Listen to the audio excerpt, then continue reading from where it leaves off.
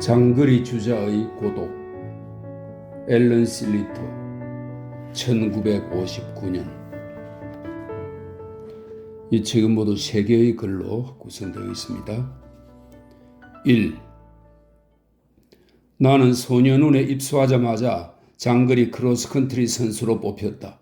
내가 또래에 비해 키가 크고 말라서 장거리 달리기에 딱 알맞은 체격으로 보였던 모양인데 솔직히 이유야 어찌되었든 별 상관없었다.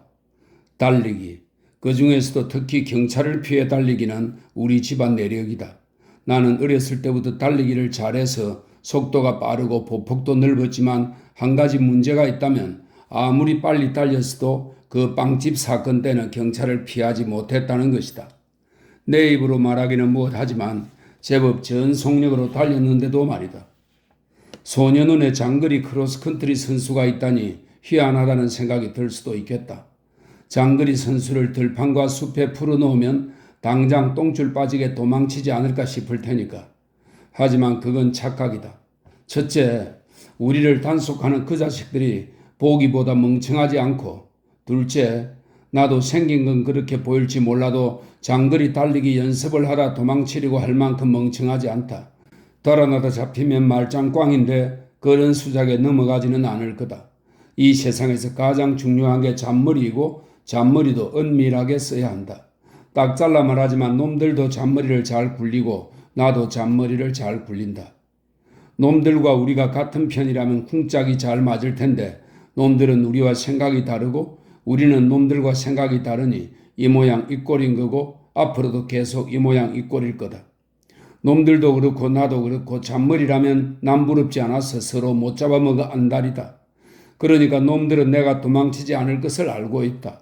놈들은 그 쓰러져가는 저택으로 거미처럼 들어가 지붕 위에 우쭐한 갈가마기처럼 자리를 잡고 탱크 꼭대기를 차지하고 앉은 독일 장군처럼 큰 길과 벌판을 내다본다. 내가 나무 뒤에서 천천히 달리면 시야에서 사라지지만 놈들은 그래도 1시간이 지나면 산 울타리 위로 빗자루 같은 내 머리가 등장하고 내가 문을 지키는 작자에게 보고할 것임을 알고 있다. 어슬어슬 추운 날 남들은 종이 울릴 때까지 1시간 더 잘 수 있는데 나 혼자 새벽 5시에 일어나 창자가 떨어져 나가도록 와들와들 떨며 돌바닥을 밟고 아래층으로 내려가 달리기 허가증을 손에 쥔 채 온갖 복도를 지나 큼지막한 출입문으로 향할 때면 무슨 말인지 이해가 될지 모르겠지만 내가 이 세상 최초의 인간인 동시에 최후의 인간이 된 것 같은 기분이 든다.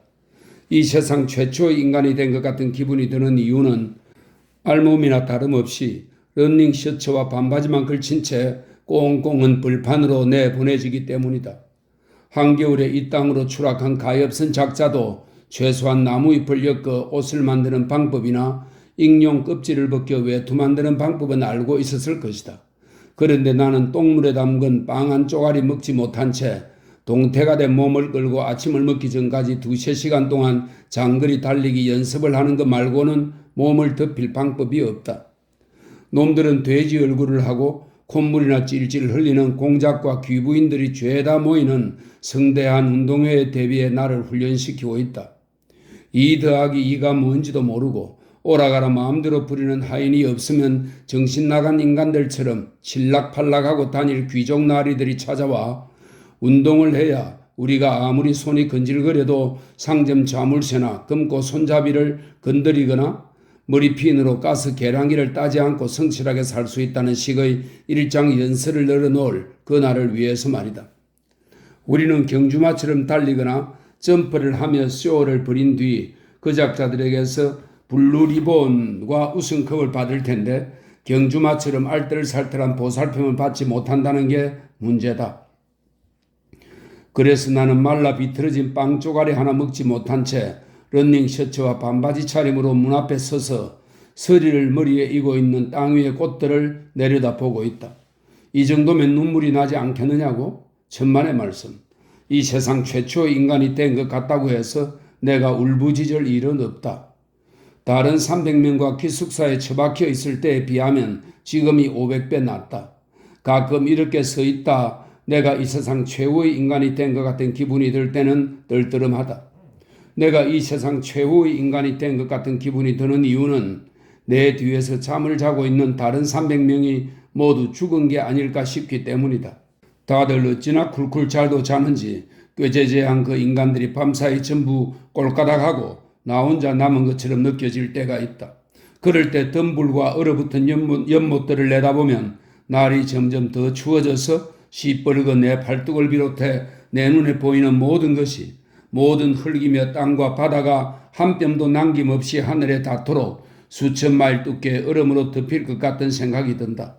그래서 나는 이런 생각을 떨쳐버리려고 이 세상 최초의 인간인 것처럼 군다.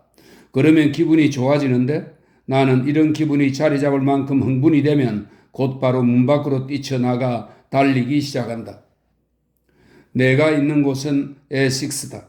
노팅엄에서 여기로 건너왔을 때 원장이 말하기로는 훌륭한 소년원이라고 했다. 이 시설에 있는 동안 우리가 너를 믿을 수 있으면 좋겠구나. 그는 일을 한 적 없는 백합처럼 하얀 손으로 신문을 반듯하게 펴며 말했고 나는 거꾸로 뒤집힌 큼지막한 글씨들을 읽었다. 데일리 텔리그라피. 원장은 이런 말도 했다. 우리가 던진 공을 잘 받아주면 우리도 너가 던지는 공을 잘 받아줄 거다. 하늘의 맹세컨대 기나긴 테니스 경기가 될 것이다. 우리는 성실하고 정직한 일꾼과 훌륭한 운동선수를 좋아하지. 너가 이 두 가지 조건을 만족시키면 우리의 전폭적인 지원 아래 성실한 사람이 되어서 밖으로 돌아갈 수 있을 거다. 이런 이야기를 들은 직후 선임 하사관이 고래고래 소리를 질러 나하고 다른 2명을 부르고는 우리가 무슨 근위 보병이라도 되는 것처럼 행진을 시켰으니 배꼽 빠지도록 웃을 만한 일이었다. 원장이 계속 우리는 너희가 이렇게 해줬으면 좋겠고 우리는 너희가 저렇게 해줬으면 좋겠다고 해대기에 패거리가 도대체 몇이나 되나 싶어 주위를 둘러보았다. 물론 수천 명에 달하겠지만 내가 아는 한 그 방에는 한 명뿐이었다. 이 연병할 나라 곳곳의 가게, 사무실, 기차역, 자동차, 집, 술집에는 그런 패거리, 나와 우리처럼 법 밖에 있는 인간들을 감시하는 당신과 놈들처럼 법 안에 있는 패거리가 수천 명씩 우리가 흩은 짓을 저지르자마자 경찰에 연락하려고 벼르면서 살고 있다. 나의 흩은 짓은 아직 끝나지 않았고 감히 장담하건대 내가 꼴까닥 하는 순간까지 계속될 테니 언제나 이런 식일 것이다. 법 안에 있는 인간들이 내 흩은 짓을 막으려 든다면 그건 시간 낭비다. 차라리 나를 벽에 세워놓고 일제 사격으로 날려버리는 게 나을 거다. 나와 수많은 다른 녀석들을 막으려면 그 수밖에 없다. 나는 여기 온 다음부터 열심히 머리를 굴리고 있다. 놈들은 우리가 제 몫을 하고 있는지, 일을 잘 하는지, 운동을 열심히 하는지 하루 종일 감시하지만 무슨 생각을 하고 있는지 속을 엑스레이로 찍어볼 수는 없다. 나는 스스로 온갖 질문을 던지며 지금까지 살아온 인생을 돌아보고 있다. 그런데 그러는 시간이 좋다. 일종의 특혜다.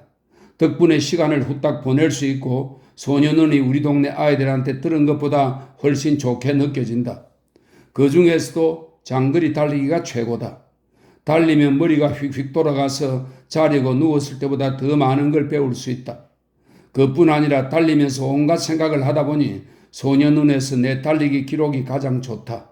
내가 아는 이들 중에서 5마일을 나보다 더 빨리 달릴 수 있는 사람은 없다.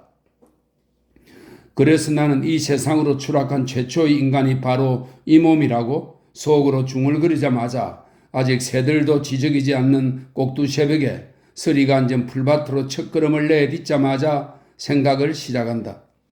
멍하니 구역을 돌며 나도 모르는 골목이나 보도 모퉁이를 지나고 있는 줄도 몰랐던 개울을 뛰어넘고 아침 일찍 일어나 소젖을 따는 사람에게 보지도 않은 채 큰 소리로 인사한다. 장거리 선수가 되어서 자물쇠를 따고 들어가야 하는 상점을 벗어나 성질을 건드리거나 잔소리하는 인간 하나 없는 세상을 나 혼자 달릴 수 있는 것은 일종의 특혜다. 나는 출입문을 나선 뒤 뻔뻔하게 배를 불룩 내밀고 골목 끝에 서 있는 떡갈나무까지 왕복하며 2-3시간 동안 열심히 달리다 가끔 이렇게 자유로워 본 적이 없다는 생각을 한다. 모든 게 죽어 있지만 좋다. 산 다음에 죽은 게 아니라 살아나기 전에 죽은 거라 좋다. 내가 보기에는 그렇다.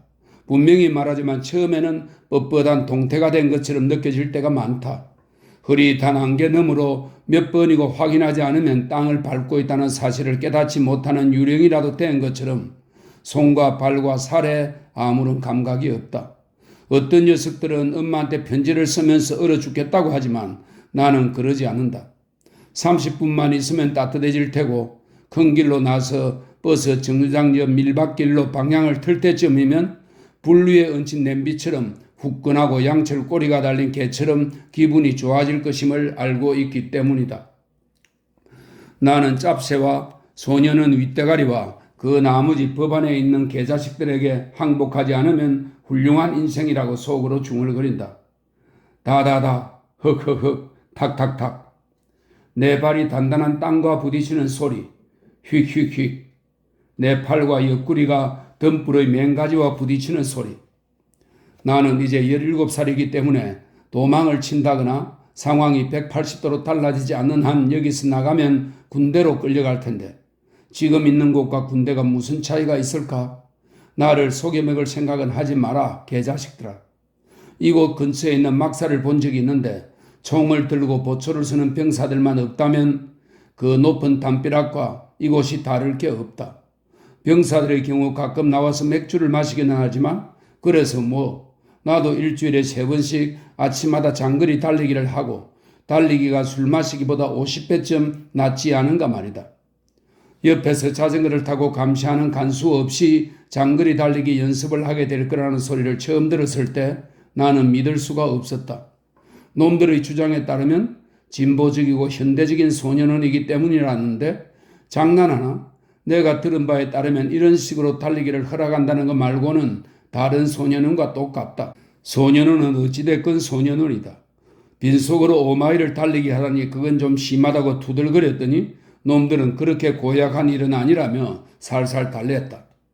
내가 하겠다고 전국 소년원 장거리 크로스컨트리 블루리본 우승컵을 받아내겠다고 하자 놈들은 훌륭한 선수라며 내 등을 토닥였다.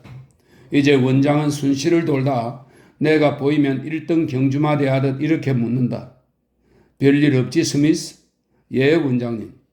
그러면 그는 희끗희끗한 콧수염을 손가락으로 퉁긴다. 달리기는 어떻게 되고 있나? 감각을 잃지 않으려고 저녁 식사 후에도 마당을 돌고 있습니다. 눈 튀어나온 배불뚝이 원장은 이 소리를 듣고 흐뭇해한다. 좋아, 너가 그 상을 따낼 거라고 믿는다. 그러면 나는 나지막이 맹세한다. 반드시 따내겠습니다. 콧수염이나 꼬아대는 그 어벙이는 나에게 모든 희망을 걸고 있지만 나는 상을 받아올 생각이 없다. 그의 머저리 같은 희망이 나하고 무슨 상관이라 말인가. 다다다 탁탁탁 겨울을 지나 어두컴컴한 숲으로 들어서자 서리를 머금은 장가지들이 내 다리를 찌른다. 그의 머저리 같은 희망은 나하고 아무 상관없다. 그에게도 그저 막군을 집어 알지도 못하고 본 적도 없고 보았던들 개뿔 상관없는 말에 돈을 건 정도의 의미일 것이다. 나는 말이 아니니 시합에서 1등을 하지 않을 작정이고 여기서 나갈 때가 되면 그 작자에게 분명히 알려줄 것이다. 시합 전에 내 빼지 않는 한 하늘에 맹세코 반드시 걸을 것이다. 나는 인간이다. 그 작자는 알지 못하는 5만 가지 생각과 비밀과 우라질 인생이 내 속에 담겨 있는데 그 작자는 닭대가리라 그런 게 있는 줄 모를 거다. 글을 제대로 쓸 줄도 모르는 내가 글을 읽고 쓰는 것은 물론이고 교수처럼 정리까지 할 줄 아는 원장들의 닭대가리라고 하다니 당신이 보기에 우스울 수도 있겠다. 하지만 정말이다. 그는 닭대가리고 나는 아니다. 그가 나 같은 인간들을 간파하는 솜씨보다 내가 그치 같은 인간들을 간파하는 솜씨가 훨씬 좋다. 솔직히 우리 둘 다 잔머리를 잘 굴리지만 내가 더 잘 굴리고 82살에 교도소에서 죽는다 해도 내가 더 신나고 재미있게 살았을 테니 결국은 나의 승리가 될 것이다. 그는 책을 1000권쯤 읽었을 테고 몇 권 쓴 적도 있겠지만 장담하건대 지금 내가 여기 끼적이는 글이 그가 쓴 어떤 글보다 100만 배쯤 값어치 있다. 남들이 무엇라 하건 그게 부인할 수 없는 진실이다. 그가 나에게 말을 걸 때 낯짝을 들여다보면 나는 살아있고 그는 죽었음을 알 수 있다. 그는 송장이나 다름없다. 시비하드만 달려도 꼴까닥 쓰러질 거다. 내 꿍꿍이 속을 10야드만 들여다봐도 깜짝 놀라서 또 꼴까닥 쓰러질 거다. 지금은 그 작자처럼 죽은 인간들이 나 같은 인간들을 마음대로 주무르지만 앞으로도 아마 계속 그렇겠지만 그렇더라도 젠장 나는 엄지발톱에서 머리끝까지 죽은 채로 살며 남들을 마음대로 주무르느니 지금처럼 계속 도망치고 담배나 잼이 필요하면 가게에서 슬쩍 하며 살고 싶다. 어쩌면 남을 주무르기 시작하는 순간 죽는 걸지 모를 일이다. 이 마지막 말을 생각해 내기까지 아마 수백 마일을 좋게 달렸을 거다. 수백 마일을 달리기 전에는 이런 말을 생각해 내기란 내 주머니에서 100파운드짜리 지폐를 꺼내는 것만큼이나 불가능한 일이었다. 그런데 이제와 다시 생각해 봐도 맞는 말이고 지금까지 그랬던 것처럼 앞으로도 맞는 말일 테고 저 문을 열고 다들 좋은 아침 하고 외치는 원장을 볼 때마다 더욱 맞는 말이라는 확신이 든다. 몸 여기저기에 담배 10개비가 꽂혀 있기라도 한 것처럼 희부연 내 입김을 보면 처음 여기 왔을 때 원장한테 들은 이야기가 자꾸 떠오른다. 성실해야 한다. 성실한 사람이 되어야 한다. 하루는 어찌나 배꼽을 잡고 웃었던지 쑤시는 옆구리를 달래느라 달리기를 멈추는 바람에 기록이 10분 늦춰진 적도 있었다. 내가 늦게 도착하자 걱정이 된 원장은 나를 병원으로 보내 심장에 이상이 없는지 엑스레이를 찍어보게 했다. 성실한 사람이 되어야 한다. 이것은 그처럼 죽은 사람으로 지내면 빈민가의 그 잘난 집을 등지고 소년원이나 교도소로 향하는 고통을 감수할 필요가 없다는 것과 같은 말이다.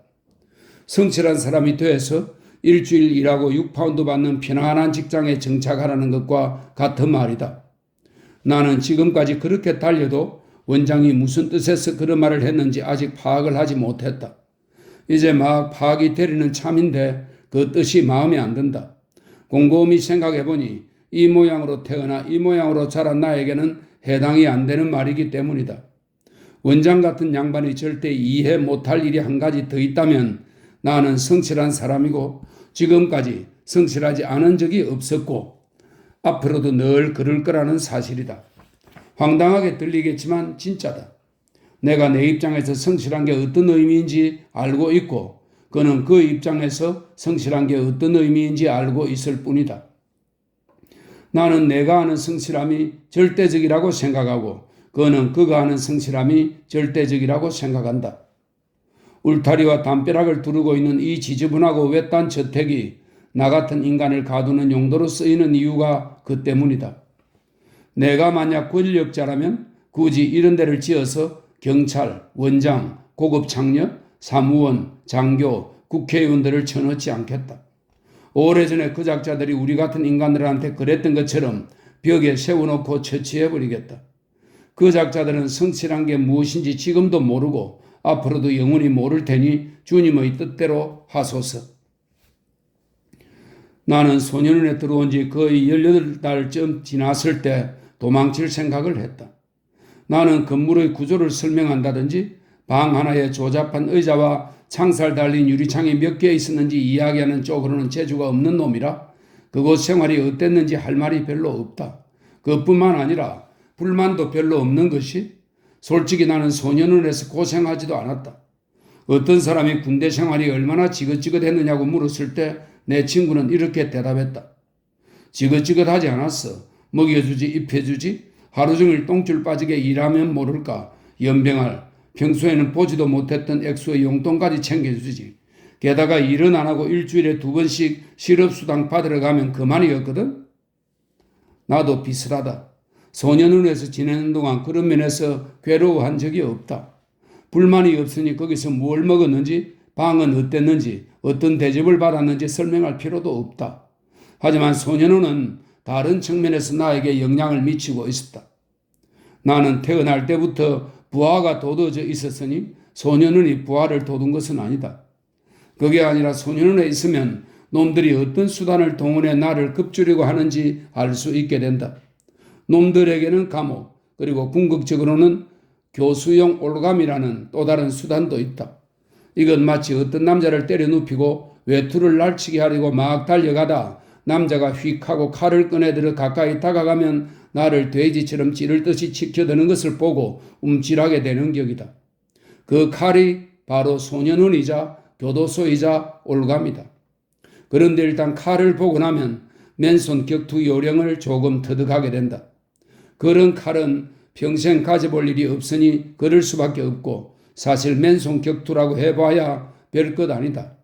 뭐 그런 상황이니 한 손으로는 그의 손목을 다른 손으로는 그의 팔꿈치를 동시에 잡고 그가 칼을 떨어뜨릴 때까지 밀어붙일 수 있기를 바라며 그 남자한테 계속 달려들 밖에.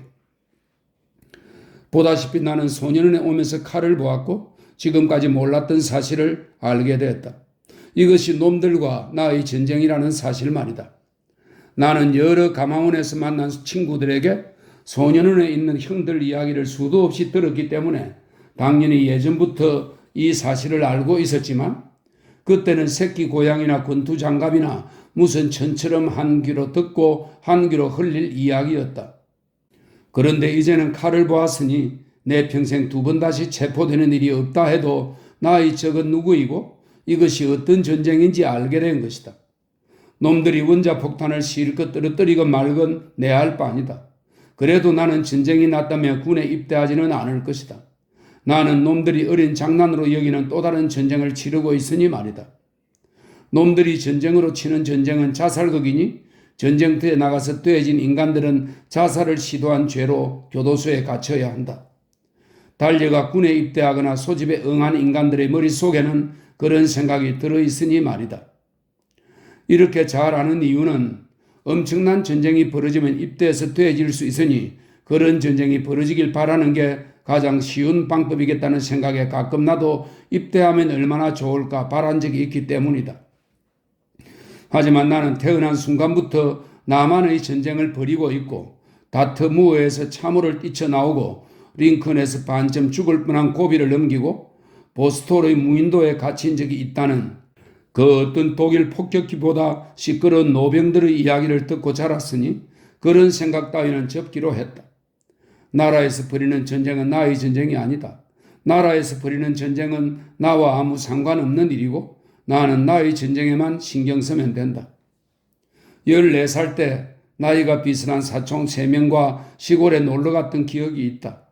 내가 알기로 다들 각기 다른 소년원을 거쳐 각기 다른 연대로 입대했다. 금세 탈영하고 아직까지 각기 다른 교도소 신세를 지고 있는 사촌들이다. 아무튼 그때는 우리 모두 어느 여름날 뜨겁고 역겨운 콜타르 길에서 벗어나 숲에서 바람을 쏘이고 싶었던 어린아이들에 불과했다. 울타리를 넘고 시큼한 사과를 몇 개 설적해가며 벌판을 지났을 때 1마일쯤 떨어진 숲이 보였다. 칼리어스 패드에 오르자 산 울타리 뒤에서 떼거리로 떠드는 고등학생들 목소리가 들렸다. 살금살금 다가가 검은 딸기 사이로 훔쳐보니 바구니며 물병이며 수건이며 근사하게 늘어놓고 피크닉 판을 벌이고 있었다. 엄마 아빠가 챙겨서 내보낸 사내 아이와 계집아이 7명이었다. 우리는 악어처럼 기어가서 포위한 다음 한가운데로 뛰어들어 모닥불을 흩어놓고 놈들을 두들겨 패고 먹을거리를 모조리 낚아채서 숲속 체리 과수원으로 달아났다. 난동을 부리는 사이 등장한 어떤 남자가 쫓아왔지만 우리는 무사히 도망쳤을 뿐 아니라 근사한 파티까지 벌일 수 있었다. 배가 고파서 눈이 뒤집힐 지경이라 얇은 상추와 햄이 들어간 샌드위치와 크림이 듬뿍 발린 케이크를 씹을 겨를조차 없었다. 나는 우리한테 습격을 당하기 전에 그 멍청한 녀석들이 느껴 섬직한 기분으로 1분 1초를 살아갈 것이다. 하지만 그 녀석들은 앞으로 어떤 일이 닥칠지 꿈에도 몰랐고 그딴 건 쥐뿔도 모르면서 성실히 어쩌고 나불대는 이 소년은 원장도 마찬가지다. 나는 정신이 나가서 꼼수까지 동원해가며 근사한 피크닉을 벌여봐야 항상 누군가의 구두발로 짓밟히기 마련임을 단 한순간도 잊은 적이 없다. 솔직히 정신 바짝 차릴 수 있게 원장한테 귀띔해 줄까 고민한 적도 몇 번 있었지만 그 인간의 면상이 보이면 즉시 마음이 바뀌면서 스스로 터득하든지 나처럼 쓴맛을 보든지 실컷 내버려 두자는 생각이 든다. 내가 인정머리 없는 성격은 아니지만 한창 때는 돈 몇 푼이나 담배를 찔러준다든지 거짓말을 한다든지 비를 피할 수 있는 쉼터를 제공하는 식으로 도망다니는 친구들을 몇 명 도와준 적도 있다. 그럴 만한 가치도 없는 원장한테 충고 몇 마디 하려다 독방신세를 지면 나만 손해다. 친절은 어떤 사람들에게 베풀어야 하는지 잘 알고 있다. 게다가 원장이 내 충고를 들은들 좋을 거 하나 없다. 그래봐야 아무 소리도 듣지 못했을 때에 비해 수명이 단축될 뿐이다. 어쩌면 그것이 내가 바라는 바일지도 모르지만 당분간은 지난 1, 2년 동안 배운 것처럼 흘러가는 대로 내버려 둘 생각이다. 생각의 속도가 내 손에 쥐어진 이 몽당연필로 써내려갈 수 있는 수준이라 다행이다. 안 그랬으면 진작 모조리 집어치웠을 것이다. 아침 코스를 반쯤 돌면 서리가 스민 새벽이 그치면서 너도밤나무와 단풍나무의 헐벗은 가지에 희꾸무레하게 걸린 햇살이 보인다. 덤불로 뒤덮인 가파른 강둑을 전환점 삼아 후다닥 내려가 보이는 사람 하나 없고 시야에 가린 오두막집 마구간에서 얼룩망아지 한 마리가 우는 소리 말고는 들리는 소리 하나 없는 저지대 길로 접어들면 가장 심오하고 어처구니 없는 생각이 펼쳐진다. 원장이 혹시 강둑을 미끄러져 내려가는 나를 보기라도 하는 날에는 그러다 목이나 발목이 부러지면 어떨 작정이냐고 펄펄 뛰겠지만 어쩔 수 없다. 언젠가 라디오에서 들은 잃어버린 세계의 익룡처럼 두 팔을 활짝 펴고 나를 거의 완전히 놓은 상태에서 여기저기 끌키어가며 거세당한 수탉처럼 미친 듯이 내려가는 것이야말로 내가 유일하게 시도하는 모험이고 유일하게 누릴 수 있는 신나는 일이다. 그렇게 내려가는 동안에는 떠오르는 생각이나 단어나 그림이 단 한 가지도 없기 때문에 가장 짜릿하다. 나는 태어나기 이전처럼 텅 비는데 아무래도 무의식 저 깊은 곳에 죽거나 심하게 다치고 싶지 않은 마음이 도사리고 있는지 정신을 완전히 놓지는 않는다. 생각해봐야 말짱 헛수고이니 멍청한 짓인데 나는 이 전환점을 지날 때마다 곰곰이 생각을 하게 된다.